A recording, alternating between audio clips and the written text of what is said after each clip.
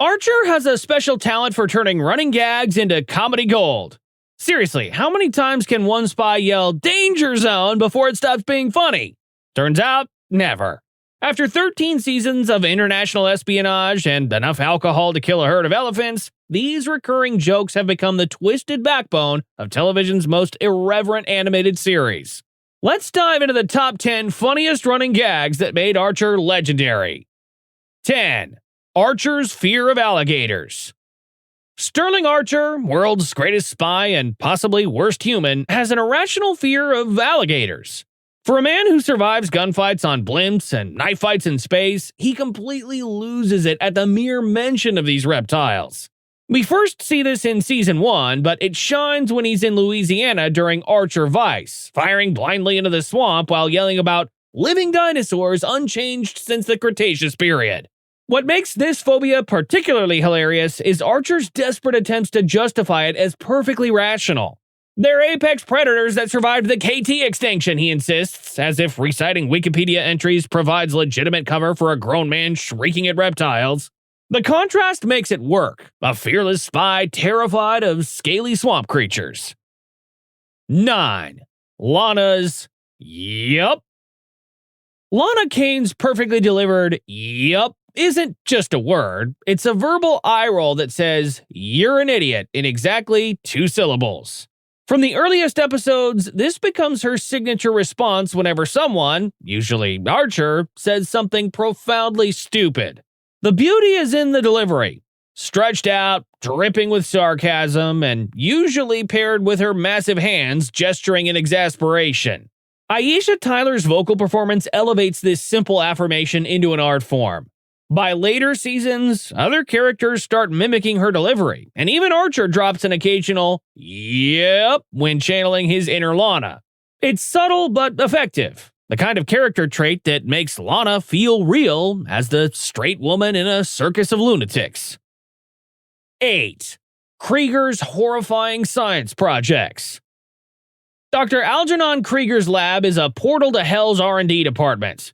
Throughout the series, we witness holographic anime brides, pig-human hybrids grunting pigly, mysterious clones, a van painted with Rush album art, and whatever Goatly was supposed to be. What makes this gag work is the escalation. Just when you think Krieger can't create anything more ethically questionable, he unveils something worse. The brilliance of Krieger's mad science is that most of it happens off-screen.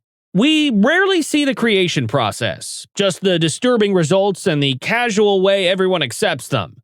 Jazz hands isn't just a catchphrase. It's his way of presenting atrocities against nature as if they're elementary school science projects. And nobody at ISIS seems particularly surprised anymore. They've accepted that the basement contains horrors beyond comprehension, as long as it occasionally produces useful spy tech. 7. Phrasing.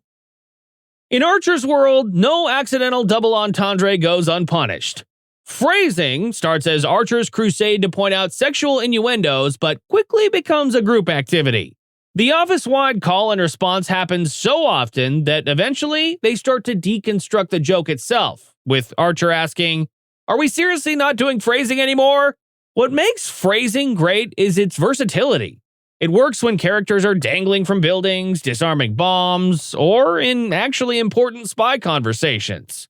The fact that Archer will pause during a literal firefight to scream "phrasing" tells you everything about his priorities. The evolution of this gag is what makes it special. In later seasons, the characters become self-aware about overusing it, trying alternatives like "said Ripley to the android bishop" or "are we not doing phrasing anymore?" It's meta-comedy that somehow never gets old because the show acknowledges when it's getting stale and finds ways to reinvent itself. 6. Cheryl/Carol/Crystal/Charlene's identity crisis. Most shows have characters who evolve. Archer has Cheryl Tunt, a secretary who changes her entire identity as often as most people change clothes. The gag starts with Archer repeatedly calling her the wrong name, but spirals beautifully as we learn more about her. One day, she's a railroad heiress. The next, she's a country music star with an actual album. She transitions from meek secretary to glue-sniffing pyromaniac without missing a beat, with "you're not my supervisor" as her battle cry. What makes this so funny is how Cheryl treats her personality like an outfit she can change when bored. Each iteration reveals another layer of her insanity, from her obsession with being choked during sex to her casual references to setting her family's summer home on fire. The peak has to be the Archer Vice season, where she fully becomes Charlene, a country music superstar, only to revert to regular Cheryl afterward with zero explanation. 5. Malleries' Weaponized Motherhood. If there's one person who could make Livia Sporano look like Mother Teresa, it's Mallory Archer. She doesn't just run a spy agency, she runs a masterclass in emotional manipulation, with Sterling as her primary test subject. From criticizing his choice of tie to casually mentioning some new traumatic detail about his childhood, Mallory elevates passive-aggressive parenting to an art form. Throughout the series, we get glimpses of Sterling's childhood that explain everything about him. Being abandoned at boarding school, being raised by Woodhouse, being told her dog died when she just gave it away because it messed up her carpet. Jessica Walters' delivery is perfect, each devastating revelation delivered with the casual indifference of someone commenting on the weather. What works here is how it's played for both laughs and character development. Every horrible maternal moment is hilarious, while helping us understand why Archer is such a magnificent disaster of a human being. The fact that Mallory occasionally shows genuine maternal concern makes these moments even more effective. She's not a cartoon villain. She's a complicated, deeply flawed woman who genuinely loves her son, but has absolutely no idea how to show it except through criticism and bourbon. 4. Cyrils' Jealousy and Insecurity. In a world of super spies and assassins, Cyril Figgis stands out by being aggressively average. And he knows it.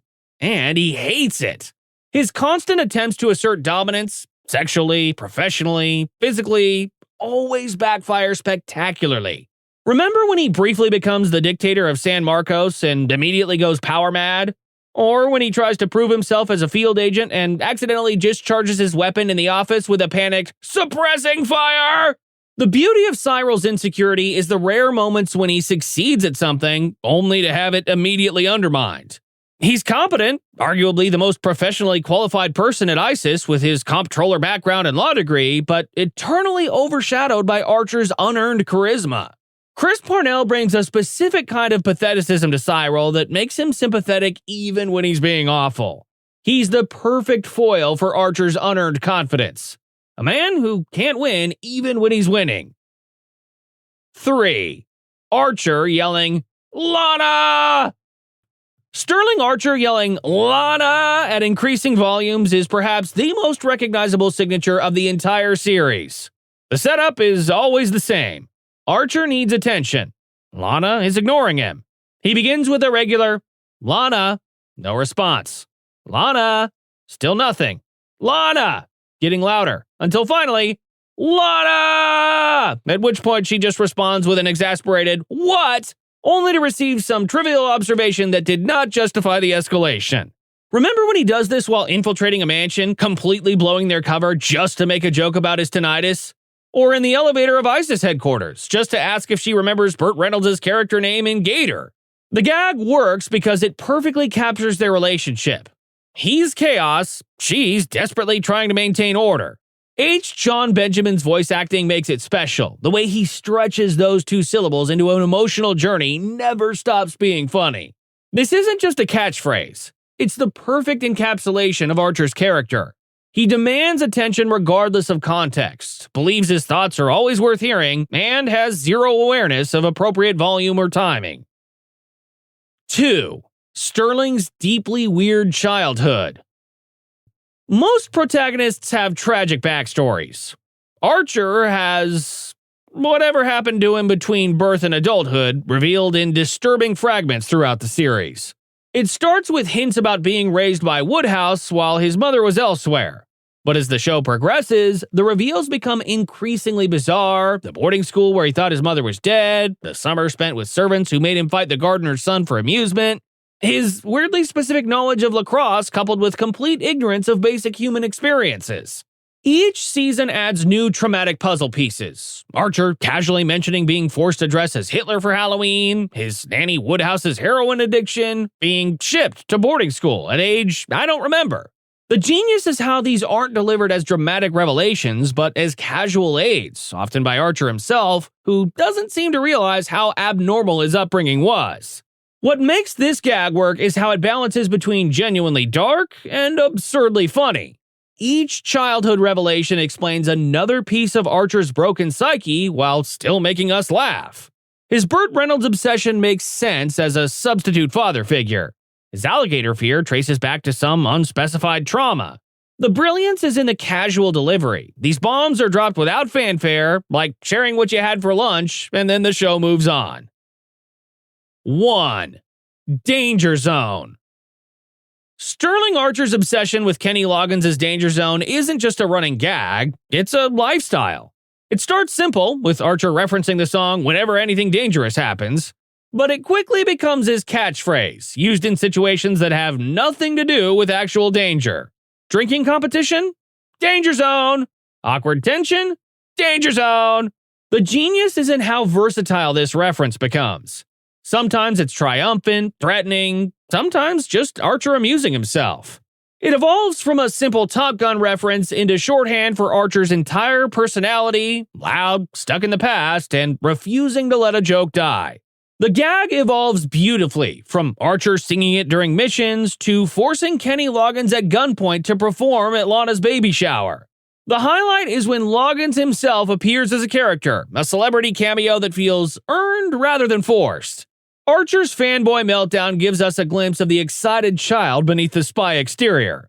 What makes Danger Zone the ultimate Archer gag is how it transcended the show itself.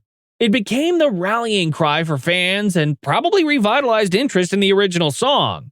It works not just because it's repeated, but because the show commits to it with such intensity that we can't help but join in.